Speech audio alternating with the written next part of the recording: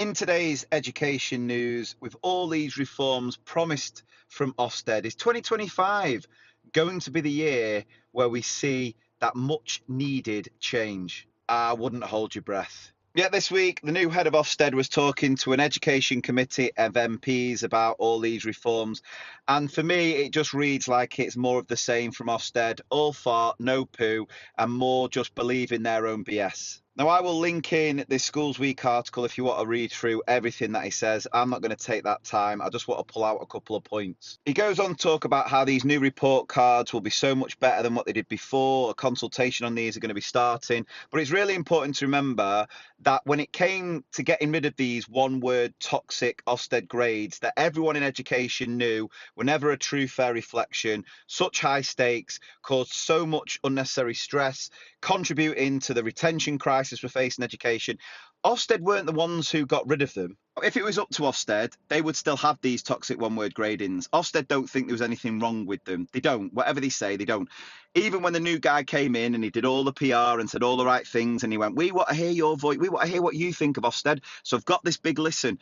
Guess what was never mentioned in any of the questions on that big listen? The toxic one-word gradings. It was only when the government backed them into a corner and said, you got to get rid of them, that Ofsted went, oh, if we have to.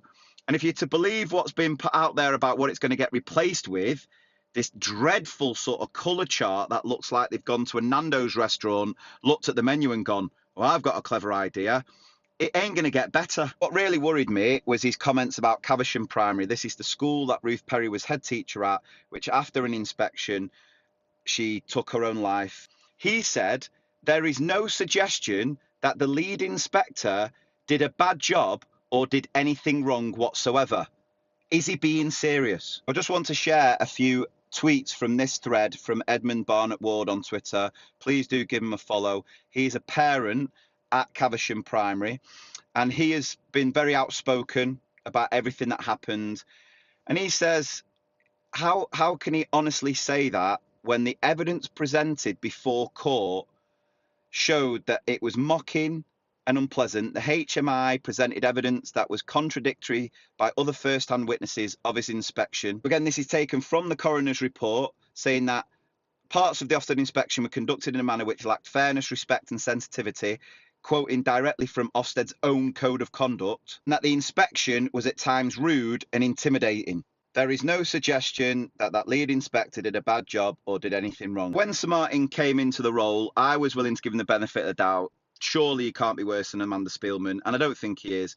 But clearly, as he's spending more time in the role, he is very much believing in the Ofsted narrative that they can do no wrong, they don't need to answer to anyone, and they think as time goes by, they can keep talking down what happened at Caversham Primary and sort of wash their hands of responsibility. But they were found guilty in a coroner's report to have contributed to the death of Ruth Perry.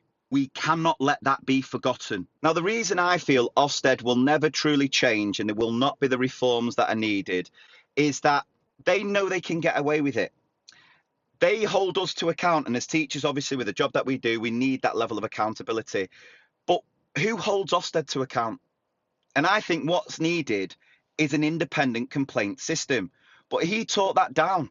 He tried to make it out like, no, we don't need to be held accountable here, because if you've got this independent complaints procedure, that's going to be bad on you teachers. That's going to be a burden on schools. What he says here is if there was an independent complaints process, it would mean investigators would have to return to school to carry out their own inspections. He says that would be a burden on schools, would it? So let's say you feel that you've had a really unfair inspection by a group of inspectors who have come in with an agenda, stuck with it, not allowed you to prove otherwise, and you feel that that's been hard done to and you want to make a complaint. You go to an independent complaints process and they come and visit. Would that be a burden on you, or would you be quite happy to go through that process if it meant the inspection could then be changed? Well, guess what happens if you use the current complaints procedure? Guess what you get rewarded with? Another inspection, but this time from Ofsted, who are marking their own homework. They will never alter the inspection judgments. All they do is either gather more evidence or re-inspect. And this tweet in that thread sums it up perfectly. All systems based on human judgment are fallible and will go wrong at some point. Unless the people subject to that system have a cast iron guarantee that any grievance they have will be independently assessed, there can be and should not be any trust in that system. And this is why I think nothing is going to change with Ofsted, and it will continue to pay lip service and not learn from the tragedy of Ruth Perry's death.